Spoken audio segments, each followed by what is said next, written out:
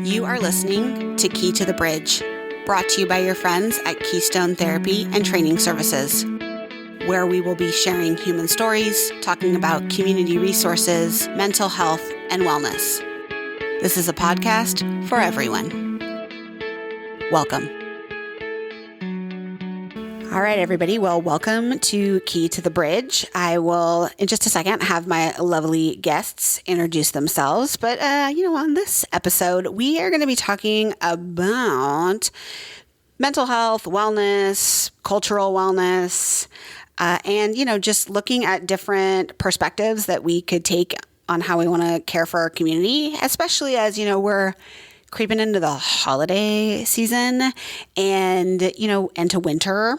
And that we have communities that, are really working on trying to access care for themselves. And what are some things that we could do better or start doing at all in terms of, welcoming some more of our community into community health and wellness. And so I'm super excited to have the people I have here today because I say a lot on this podcast, I really love all of the humans I get to know and work with. And so we're just going to kick off our time together. So if you two could each take a turn saying your name and, telling us a little bit about who you are just as a person, and then maybe, why you're getting into this field of care and wellness for people in our community, just generally. Anything else you want to tell us about what matters to you? So who would like to go first? What's up? You want to flip a coin or? I was like, I don't know. Maybe I'll let you go first. Go ahead. Yeah, go ahead. I'll let you go. Go ahead, friend. Go ahead. All right. Well, what's up, everybody? My name is Alba Diaz Canela. About me. So I came to the States with my parents when I was 4.5, and I've just been here ever since. Doing my thing, growing up in the community of Roseland here in Santa Rosa and Sonoma County. I've had the pleasure of working with communities and young people in Oakland and Santa Cruz, Salinas, and different places, and loving the work that I do. That kind of was what, to answer your question, was what got me into this work, into social work. I realized that when I was 19 and 20 years old, I was doing a lot of case management accidentally. Accidental case management. Yeah. Happens to the best of us. Definitely. Just supporting people and hearing them out and getting them connected to what they needed. So that's kind of where that happened for me, was I realized mental health is really everywhere. People no wonder you're stressed and anxious. Like you can't put, you don't have food on your table and you need access to the food bank and you need these things, right? So everything's kind of interconnected. So that's why I chose social work, because it lets me do everything that I like to do, the mental health and the advocacy and all of that good stuff. So that's a little about me. Mm-hmm. My bio's on the Keystone website if you want to know more. That's true. I mean, it is great. Okay. Mm-hmm. Thank you. Thank you, Miss Alba. All right. Go ahead, friend. All right. Well, my name is Ulises Gonzalez. I am born in SoCal, but raised in the Bay Area. I am the firstborn of Mexican parents. The way I got into this field, I remember taking a psychology class in high school and just being really interested in understanding how people function. And then, decided to major in psychology going into college. And then realizing, wow, I don't have any relationship with my own mental health. And now I'm starting to understand all these concepts. So I got really interested in my own journey with mental health and taking care of myself. And similar to you, I was doing accidental, not case management, but accidental creating space for people to kind of express their feelings, what they're going through. And then I started to realize I actually really like listening to people and helping. Didn't have the skills yet, of course. I was just an undergrad in college, but I understood that that's kind of the direction I wanted to go. So, fast forward to grad school, doing all those skills, and now here I am. So, yeah. All right. Well, I'm going to give a little plug to the fact that most people get into this work because you're born with some of the skills. So I just always have to give a little shout out. I have lots of pieces of paper, y'all. Ooh, so much, the typical official training. But I do think the accidental work that we do is part of the purpose and kind of the calling of the work, right? Like the idea of community wellness and healers and people having trusted conversations with people who respect them is so much about what you two bring to the work. And I, want to make sure that we always hold space for that, especially if we're going to talk about how we want to bring more of our diverse community into this work. We've, moved away from remembering that we all just, used to be tribes, hanging out together, taking care of each other. And we have made, because, air quoting, but like mental health, this very, kind of like thing you have to go and get. Yeah. You have to go and get it versus what's in me. What do I know about myself in me, and what tools do I need to get back to that? And so my first question for the two of you is thinking about the cultures and the communities that you're from and that you're a part of.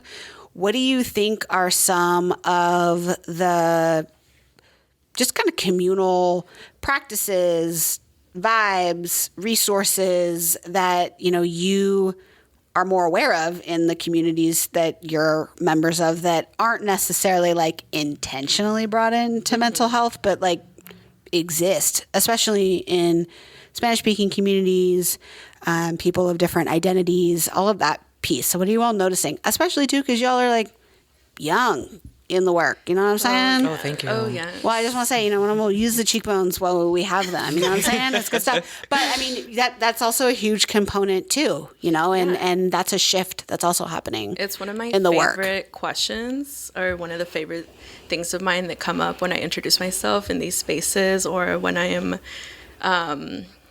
starting to work with people, is like, aren't you young? Like, you're a little young for this.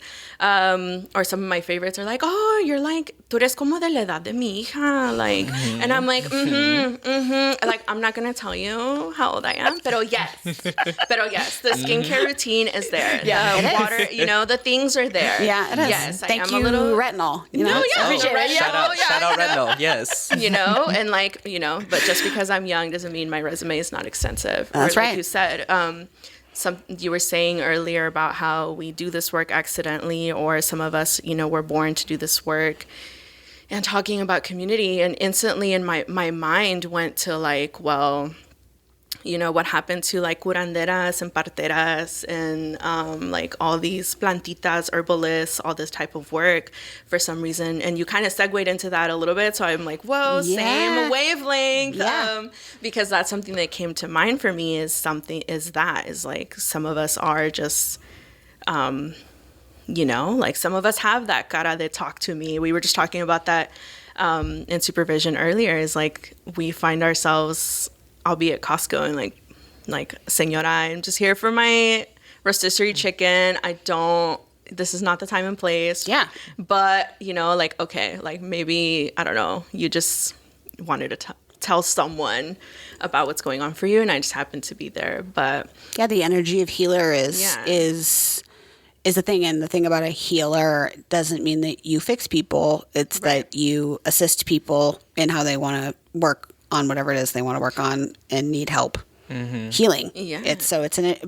But yeah, Western culture versus other cultures have very different definitions of like what that word means. And I think we forget that. It's like our communities before, like if you think about it, before colonization, like health and mental health was like a communal thing. Oh wait, let's see how many minutes we're in. Okay, we're only like a couple minutes in, and we already said before colonization. All right, cool. All right, that's a great, Hey, Alba, what was it like before colonization? I mean, I wasn't there. Yeah, but that's true. We weren't there.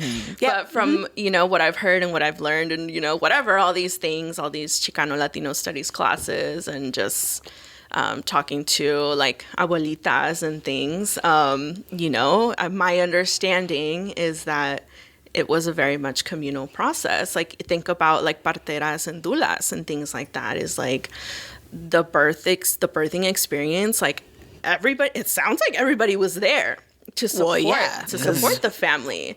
And then going to that is like, that's where I think where the saying comes from, is it takes a village. And I think we need to expand that to more than just family and raising kids, like I think it expands to health and mental health as well, is you need, you can't go through you can want to do life alone, but you can't really do life alone because you still need a doctor, you still need a mechanic, even therapists have therapists, right? Like you need somebody. And I would love to see like curanderismo and herbalism and those kinds of things come back. I can't remember if she's still in the Bay, and I'm sorry, internet, but Berenice, when I met her at Santa Cruz, she was in the Bay, and she does online workshops about like herbalism and plantitas and how like, lavender or even a mint tea, chamomile tea at the end of the day, like can help you out. And this has come up for me in sessions as well with señoras and like, like my community is like, well, like what can I do? That's more, we talk about self-care. So like, okay, make your little chamomile tea, calm your nervous system, and, wake up the next day. Yeah, there might be things you're already doing or are a part of your culture or feel good to you that we just need help being reminded that are in us. Yeah, I think about plantitas. Like I think about like that idea of like, well, where did we go and what did we do before we had a pharmacy, right? Like that idea of like, what does that look like? And and even before we had the word therapist, right? Is a really important conversation because those words keep people out. There's a lot of people who aren't going to show up with those words and what they mean and represent, after colonization. Like if we're just gonna in serio, we gotta bring it up post, So no, definitely. So Uli, what you brewing on over there? I can see it happening in your forehead. Think of like this westernized kind of like post colonization. When people talk about healers or healing itself, it's very individualistic, right? Like you're supposed to deal with this on your own, deal with it on your own time. Whereas before, we had a whole community. Like you were saying, we would go to abuela, we go to tia, right? We had our elders before us who would pass down this knowledge. Yes, it was more spoken word. Things weren't written in books. Things weren't official, right? There was. But it's still knowledge. Yeah, no APA format. You mean it wasn't in a peer-reviewed journal? Oh, exactly. Sorry. Right? Like you don't have to reference or cite or give credit to anybody because it's just passed down and it's for everyone. Knowledge shouldn't be kept or like, what's it called? Oh, I forget. Just kept away from other like people. Gatekeep? Yes. Gate kept. Knowledge shouldn't be gate kept. Yeah, it shouldn't be gate kept. Yeah. It should be for everyone. Right? And so when I think about post and pre-colonization, I think of like we lost a sense of community. Like you were saying with the birthing thing, everyone was there because it takes a village to raise a child, right? And it should happen before she is even giving birth. Right? That definitely needs to happen after. Yeah. It definitely needs to happen after, yes. Yeah. But in my family, at least in my culture, as soon as a woman knows she's pregnant, the knowledge starts coming in from everyone. There's support. There's just like, oh, this is what I went through. This is, it's different for everyone, right? Like I remember being little because I was always around the tias and just listening to all the knowledge of what it was to be a woman, especially during when someone would reach their menstruation cycle for the first time or a woman was, pregnant for the first time, right? There's a whole sense of community. So when I think of healing and I think of this kind of thing from my culture is, it was always when we were gathered together. We would sit down, eat together, share stories, share experiences, and that was a way for us to kind of heal and, move forward with ourselves in our journey, wherever we were at.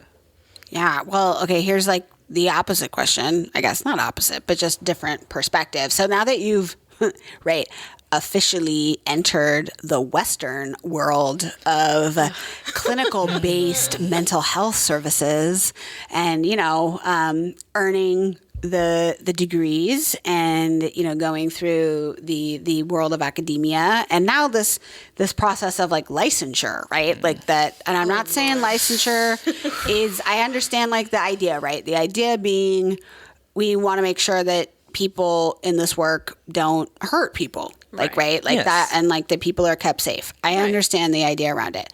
However, it also does some gatekeeping.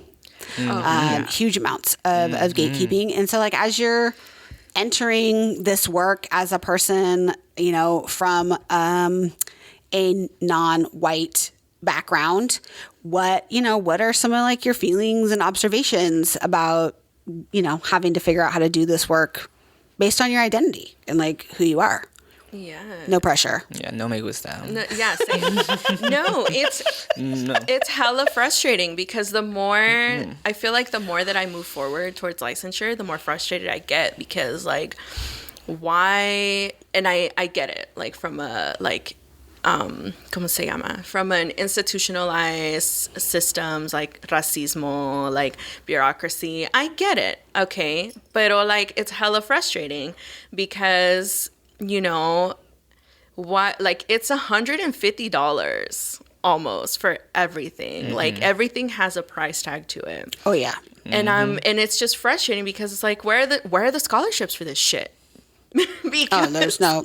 They don't exist. So then I'm like, okay, so if like I'm like, okay, if I'm struggling with this, if I have to save up to pay for my exam, to pay for my renewal, like I'm sure I'm not the only one that has to save up, to do this thing.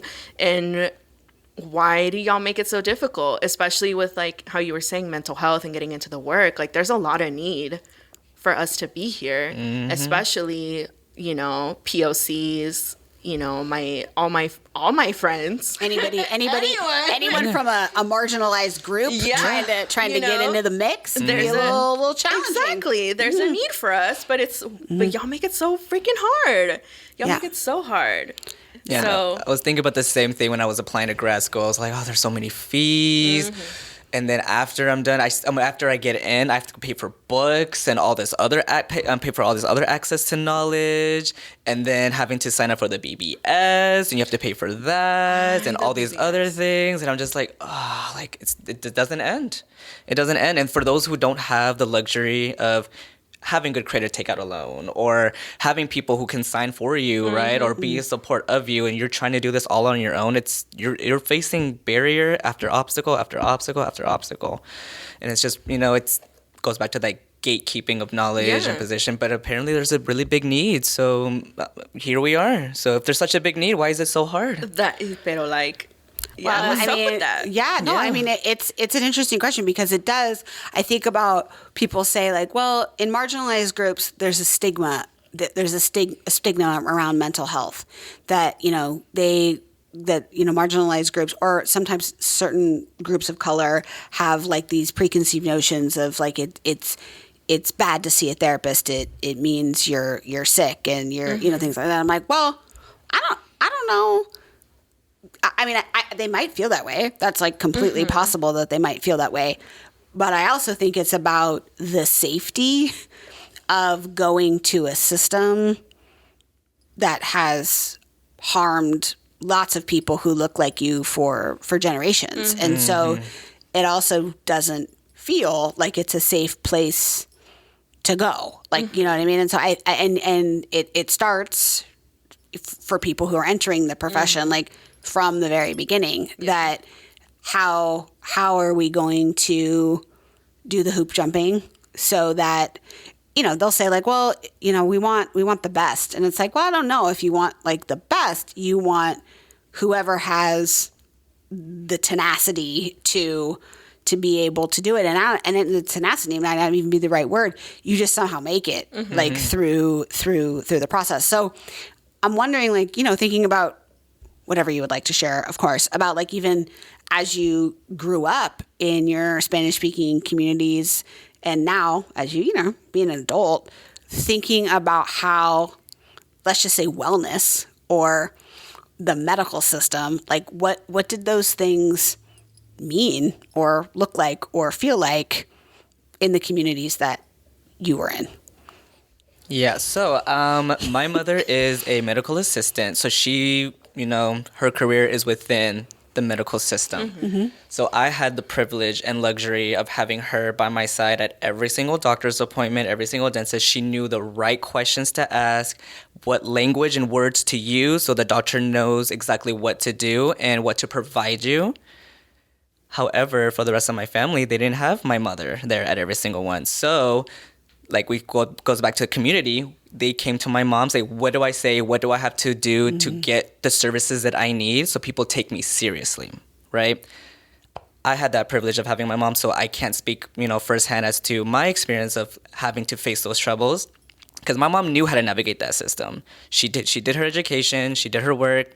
So by the time that she had us, we were going through that system like this. Like if there was an issue, my mom was getting it handled. Yeah. Versus the rest of my family. Yeah, but she was the person who they were coming to be like basically taught on how to safely, hopefully, get access to the things that they need. Exactly. Which is also too something to talk about, right? Too, like the responsibility of the people who have figured out how to gain access in a family or a community, right? So that's also a generational challenge as well, right? So your mom was taking care of her family, but that also sounds really challenging to know that like you are the person No, that can help everybody out.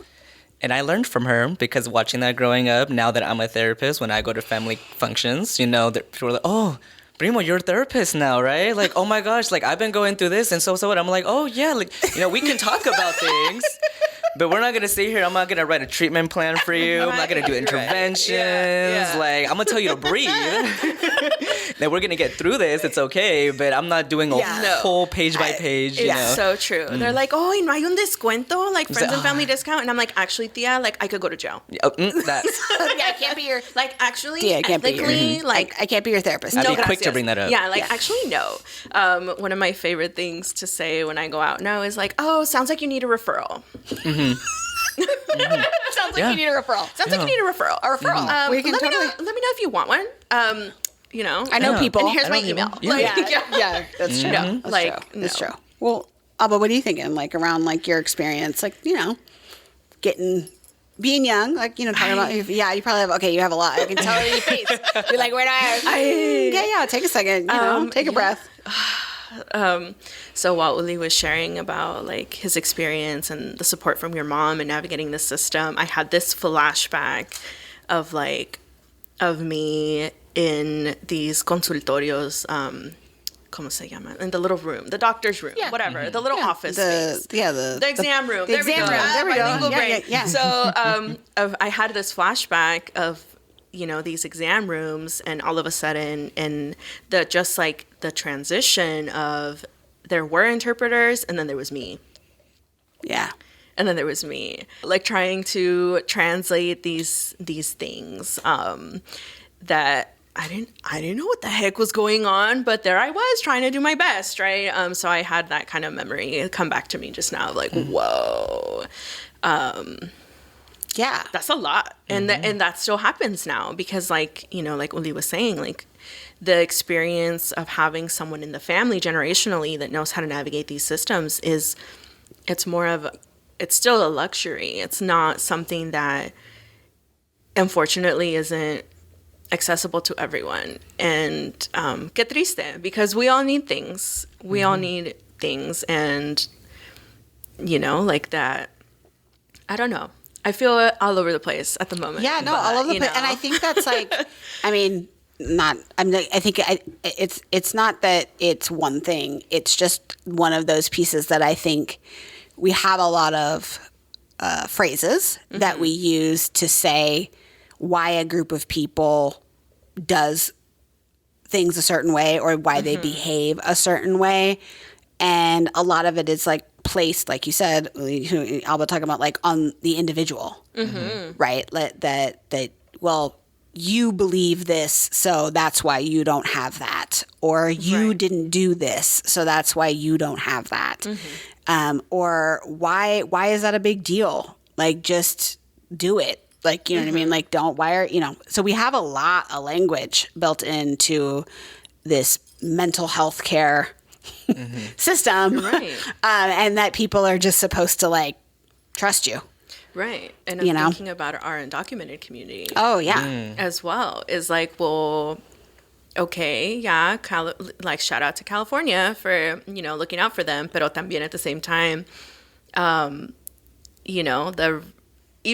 even if the resource I think was right there at an easy reach, there's still going to be some hesitation just thinking about like all this institutionalized racism and like you were saying, the history of just like health healthcare in general, right? And the trauma and all these things, ¿verdad? So I think about those things sometimes too. It's like, what about our immigrant community, our undocumented community? Like, it's so, like, what a privilege to be sitting here in this space with the both of you, for me to be here and have this conversation with you.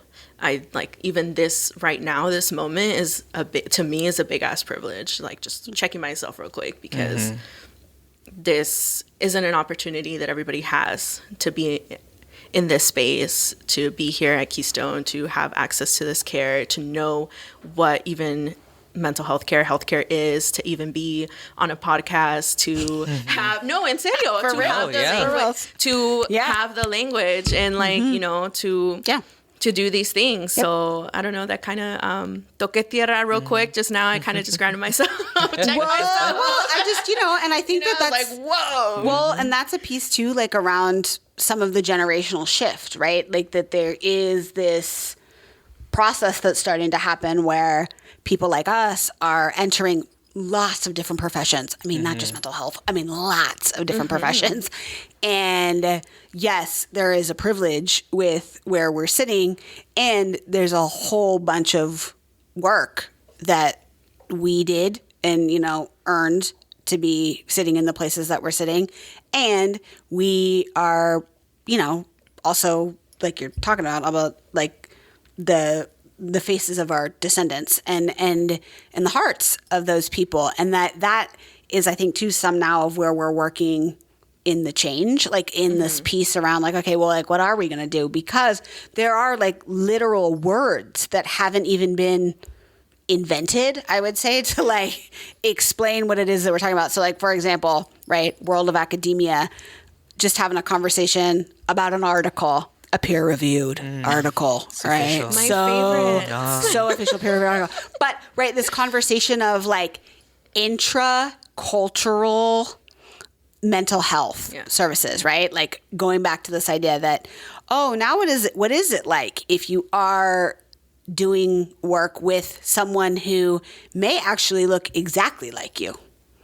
Right? Like this idea of like, okay, well, what people always say, it is, I mean, there's a lot of data that says if there's some form of a connection with the person, right, with the provider, things are probably going to go a little bit better.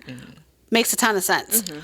However, we as professionals are in a new space because that level of conversation of what this work looks like, and when we're going out in the community to talk about it, how do we talk about it usually? We talk about it from the same places we always talk about it, where the real Western mental health place of like, well, I am the therapist and you must come to me to get what you need so that we can fix you, right? Like that's still some of the pitch. And so as you all are in the work and you're working with different marginalized communities, would you say are some of the things that are working for people to connect to you? I think about my days back in ABA therapy when I was when I was a supervisor creating treatment plans for that. And I would remember being sent to a new home and just seeing the expression on their face when I'm walking in. They're like, oh, like it's not a white person who speaks Spanish, right? You're brown and you're coming and you're speaking Spanish and I can actually relate to you. And I would just see like the expression on their face, like you're the first person after this whole time trying to go through this system. Now finally you're in my home because ABA, you do it in the home. Ideally. Ideally. And then like they're just so surprised of when they see me, right? Yeah. I'm not sure if you've had the same experience. Oh yeah. They're like, what? Yeah. What? She speaks Spanish? Like she actually like my kid and like caregivers can actually like talk to her, can talk to this person. Like the face of relief on these like families' faces. And even the kids themselves of like like I've worked with kids in that same like ABA space where they spoke to me more in Spanish than they did in English. And so which makes sense. Yeah, I mean the language spoken in their home. Same. So that would make sense. English is not my first language, same. I get it. Like I'm all for it, but just that like look of relief. So you were saying that and I was like, oh my God, yes. And not just that, but also you get more buy-in, right? yeah. Like you need buy-in for therapy. You need buy-in for any intervention that's going to be used, whether you're a doctor or a teacher, right? When you're working with people, you need buy-in, right? You need to have that trust. So working in like ABA and going to the families, what works best for me, and I know it's not typical, you're not supposed to do a lot of this, but I do a little self-disclosure. Yeah. Right? Self-disclosure helps people connect with you, Oh, see no. you. You mean I don't want to call it self-disclosure anymore. Okay. I want to call it being community with people. Yes, I love that. Human connection. Human connection, I mean, yes. right? Yeah. Because self-disclosure makes it sound like, It makes it sound scary. Like, or like, I don't know, what am I disclosing? Like, I don't know, what were people disclosing I'm before sorry, when am we I in needed all these court? rules? Yeah. Yeah, like, I'm not gonna stop. So like, oh, you mean you were figuring out a professional, appropriate, safe, and ethical way to like be in community with somebody? Thank you. Yeah. That sounds great. And what would happen when you would do that, Uli? Well, I would give like an example, right? Like, I don't, because, within your culture, there are some similarities. Not everything's going to be exact, right? Not Yeah. everything's going to match, Yeah. but there are similarities across families within a certain culture. So I would give an example, like, I don't know if you've ever experienced this with your own parent, because I would work with the kids and work with the parents. So when I talk with the parent, I'd be like, when you were a kid, did you ever experience this from mom and dad or this and that? It's like, well, that's what's happening right here and right now. How would you have wished they have responded or wished they would have done? Let's do that and see how that goes. Yeah. So self-disclosure, Being in community. being in community Yeah. works really well. Yeah. Yeah. So that's just, my little tidbit. No, I agree. And I think circling back to your point about language, like if you think about it, and everyone on the internet be capping on these yo no sabo kids and blah, blah, blah. Pero I don't necessarily think that's their fault because, just like talking about language and racismo and generations, like, unfortunately, some families did not pass down their traditions, including language, because of the things that they were, being being like, It wasn't safe. it wasn't safe for it them to wasn't do safe. that. It wasn't So safe. we need to stop capping on the Yo no Sabo kids because there is no Yo no Sabo, and like there's no measurement of Latinidad as well. But to circle back to what I was trying to say earlier. Thank you for coming to my TED Talk. All related though, right? Like, because Yes. if you're damned if you do and damned if you don't, Right. you're not going to ask for help. Right. You're not. So yeah. it's another way of excluding people. Definitely. And I think the language that you use is important because and I do this too with clients. I'm like, ay, sorry, se me sale el Spanglish.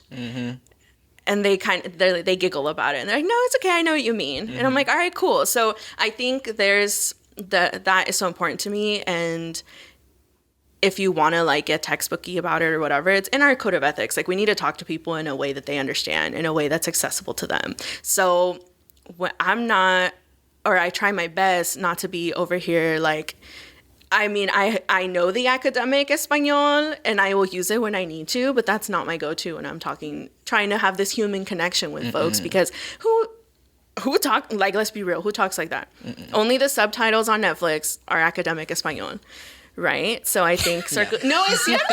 Yeah. It's true. It's very true. true. It's true. Only the Duolingo. It's true in English too. The subtitles in English are also I'm like academic English. People don't talk like No, I they mean, don't. for those of you watching on YouTube and you have your subtitles on, we're using a lot of like slang or whatever, right? Colloquial, like if We're you want to being get real. into it. We're being real though. We're being real. We're being Yeah. real. So to Uli's point, like that human connection, that seeing a face that looks like yours, and I think hearing your own language is an absolute like game changer. I think, at least that's how I perceive that folks are kind of like, they kind of ease into their chair. Yeah, They're definitely. not so They're on not alert. Yes. So yes. what would you say? I mean, this is just opinion. We're not speaking in academic data terms, but what in your experience, like what would you say are some of the things that particularly in Spanish speaking cultures, if we're going to go there for a minute, like what do you think are some of the things about identity or choice or, ways people are living their lives that there's still a lot of shame around, what people are doing, and or not doing, could be either way, that are impacting their mental health and wellness, because we're moving into a different. I mean, we're always moving into a different time, but you all know what I mean. What would you say are some of the things that you're noticed or experienced? It's like what's the top 5 things that your culture finds shameful? Because it is. I mean, some of it's the same by culture. It's not like shocking, but it is a real. It's a real thing, because I think about that. Like what is not okay is challenging.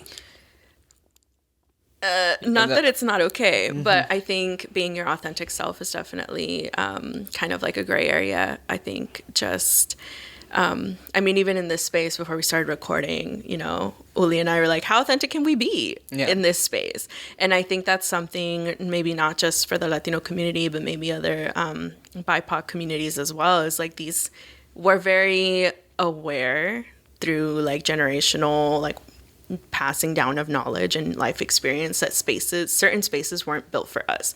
So I think being your authentic self is unfortunately this kind of like weird area, because what spaces can you be your authentic self in, right? Yeah. Like, can you be your loud, goofy, authentic self at like the police station? Perhaps not. No, you probably need to be the whitest version of yourself right. possible. Right. There's exactly. There's this like masking. I mean, I don't know. I mean, that even goes for white people. Like you need to be the cleanest, tightest, organized, like person possible. Like so where can you be? Yeah. You're authentic. That was just something that came up for it's me. true. Well, and I think about my parents every single time we'd go out in public, like the portes bien, because people are watching. People are always looking at you. So we're, from a very young age, at least in my family, you're conditioned to be aware that other people are looking at you, and if you behave or do something in a certain way, something could happen. Whether it's negative or just something neutral, something can happen, right? Someone can make a comment, whatever it was said. We don't want attention drawn to us when we're out in public. We're just trying to get some soup at Safeway or something, right? And so, in thinking of that, I hear my parents like, portate bien, we don't do that. And I'm starting to think of like, when you mentioned like other marginalized communities, like the people who aren't very able-bodied or have like sensory needs, like they're forced to condition to a certain standard that's not even right for humans in general, right? We're animals. We're not meant to sit still or be conditioned to a certain type of way.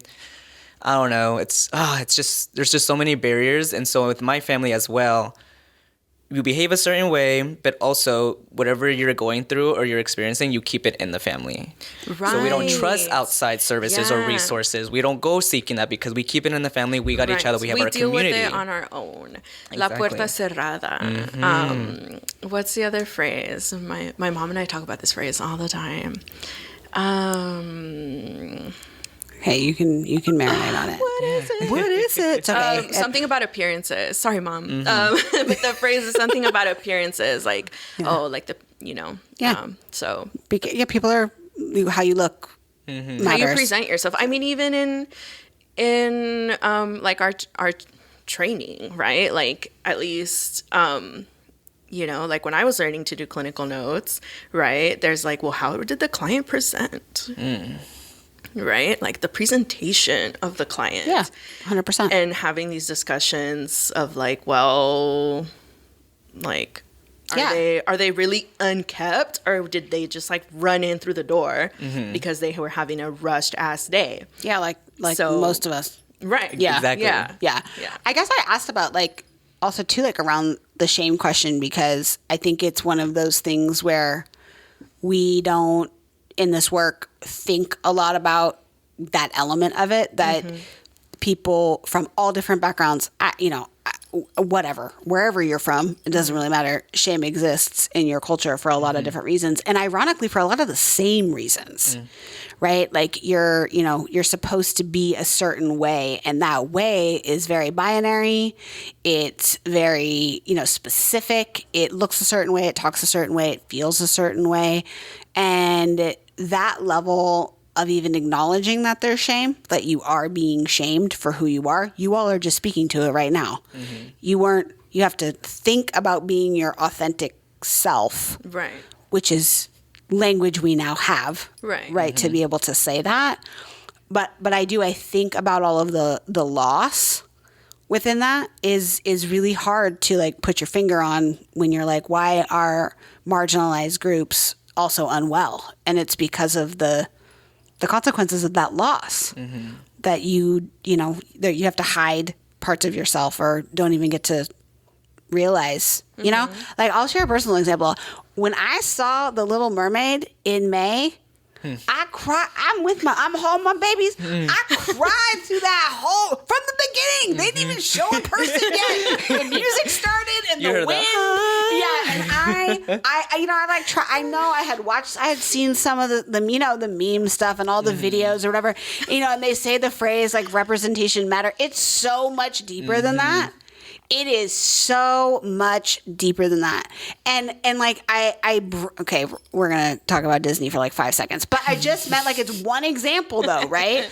Of how, we are westernized in our identity development.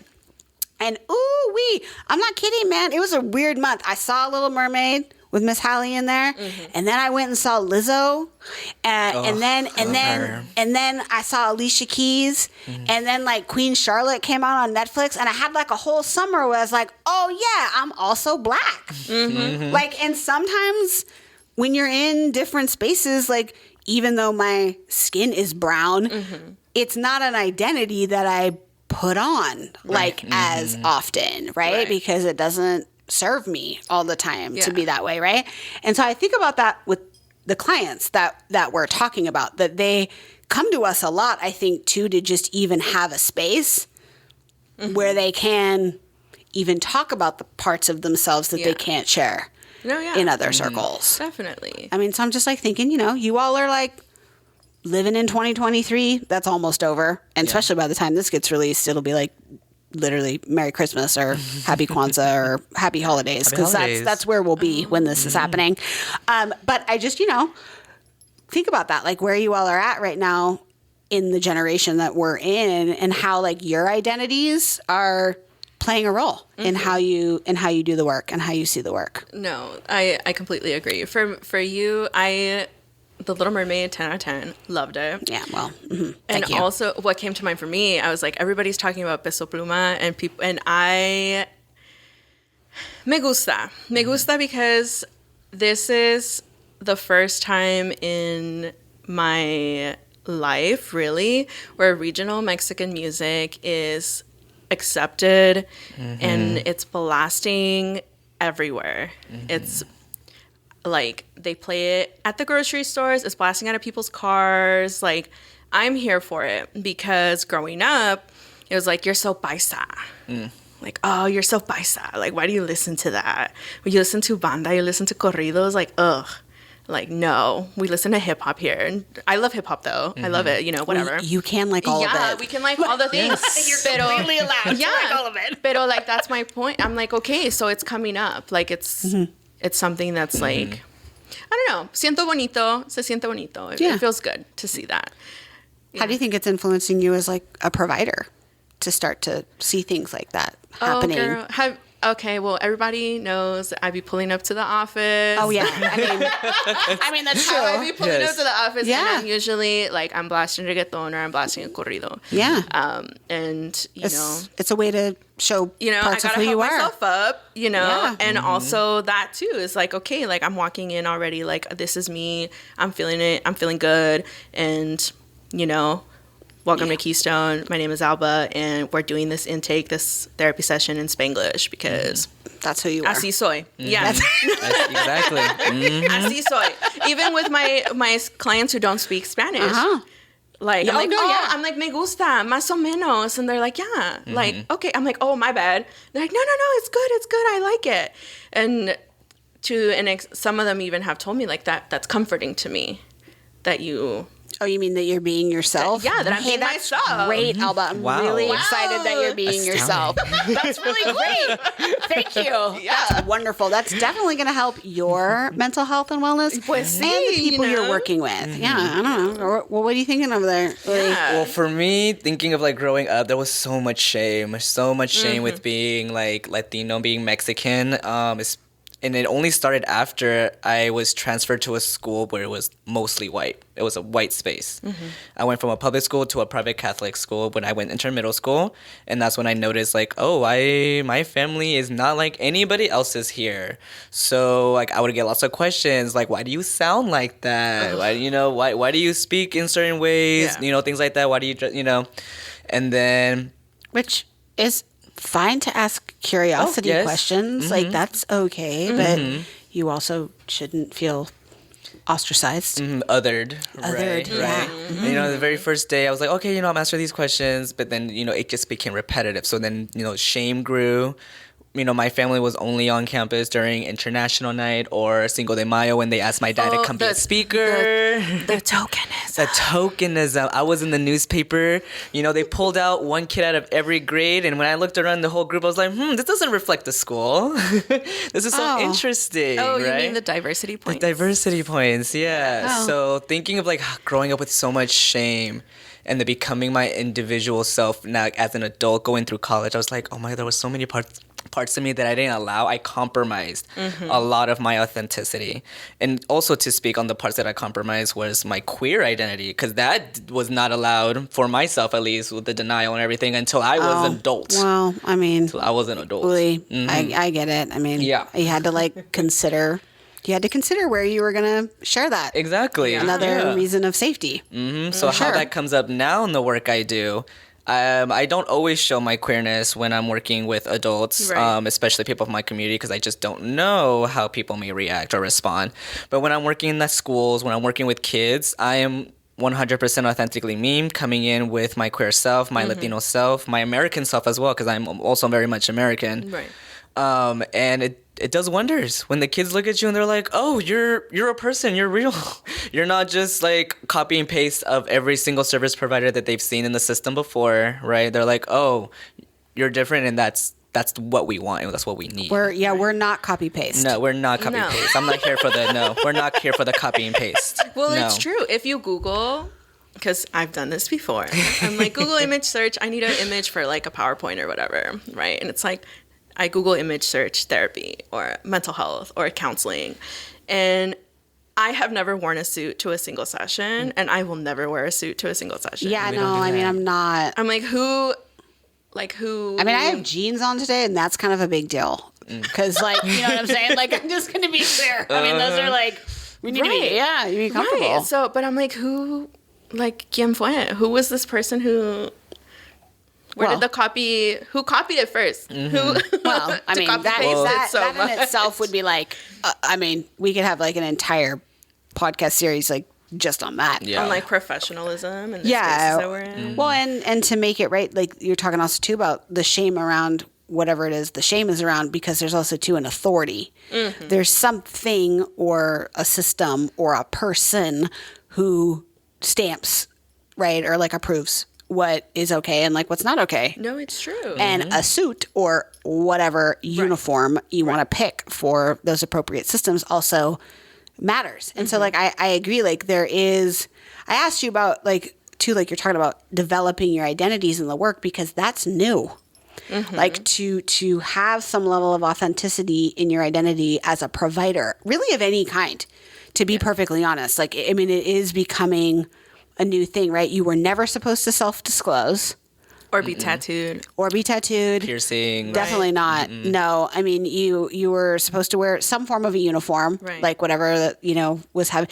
Even eye contact was different. I mean, I think about like the idea of like laying on a couch and like never looking at your provider while you talk. Some of that stuff, granted, you might not want to look at your provider, and that's not Right. fine too. I'd rather To you each just, their own. I'd rather you just say, "Hey, I don't want to look at you, Ian. We gotta like go outside, or Yeah. I'm gonna sit over here." That's good. fine. Yeah. But like, there's just some things about these really weird, kind of distorted Western ideas of like what therapy is. Or if I use the word clinical, there are places where like I have to be careful about how I say clinical mental health, because and I'm not saying the titles and the work that we've done in the systems are like not important. I'm not saying that. Let's be crystal clear. I'm not saying that those things are not important.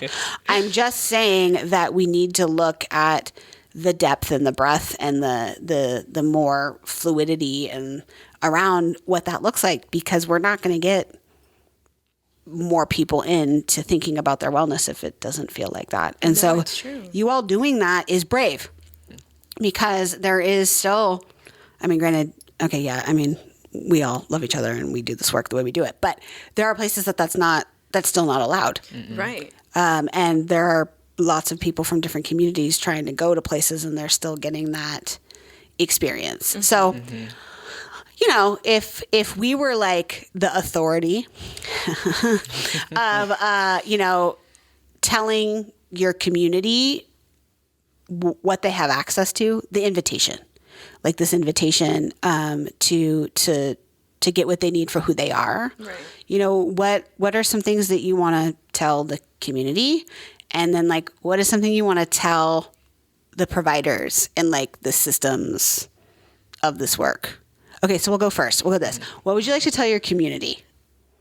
What would you tell them? Like, what would you tell, you know, you got people, you know, are going to listen to this podcast, you know what I mean? People you love and respect that's going to get shared. Like, what would you want to tell them as like as an invitation, as like a calling in?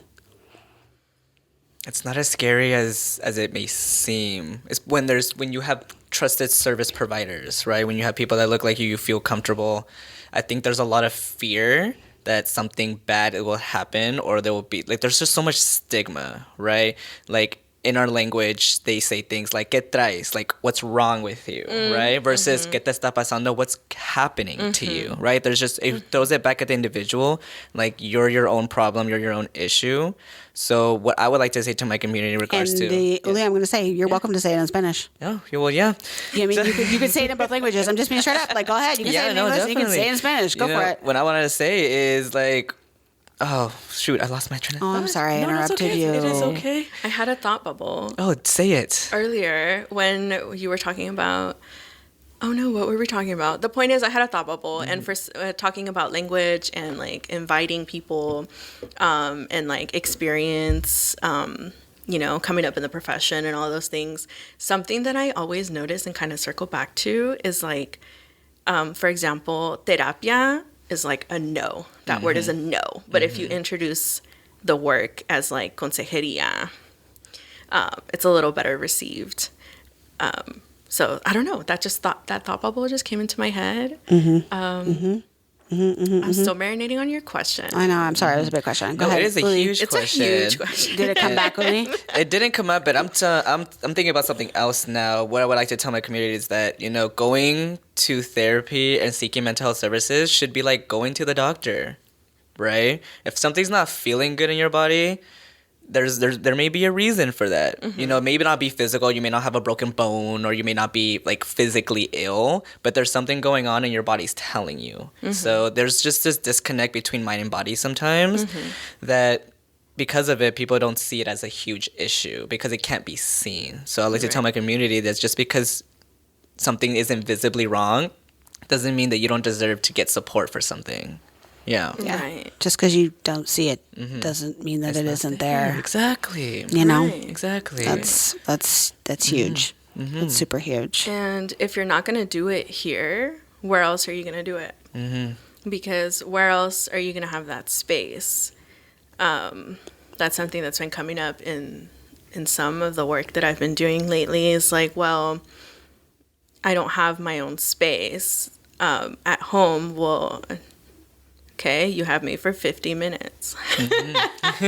This is your space right here and now. Yeah. So that's something I find myself saying a lot is like, si no vas a llorar aquí, ¿dónde vas a llorar? Exactamente. When you're driving to work and like it's dangerous for you to be crying in the car when you're driving to work. You know, like if you're not going to do it here, when are you going to do it? And I say that a lot. Like, si quieres gritar, grita. Like, if you want to cry, okay. Like, you want to throw something, I'll find something soft for you to throw. You know, we don't want to make a hole in the wall. But that, too, I think is something that we need to consider is, like, especially for my people. Like, yes, we have our trusted folks in our inner circle, ¿verdad? But also sometimes you need that outside person, and that's something I say a lot. So, like, no tengan miedo, vengan, aquí estamos, y no nos vamos, por eso estamos aquí, porque vimos la necesidad ¿verdad? Desde niños y la vemos ahorita y estamos para ayudar y para servirles. Si no van a venir aquí a llorar, a gritar, a desahogarse, a aprender de ustedes mismos, ¿dónde más lo van a hacer? Porque escuela, trabajo, niños, matrimonios, vida personal, no hay mucho tiempo. So dense ese tiempo, vengan. You know, we're here. Hablamos español, right? You know, that's why we're here.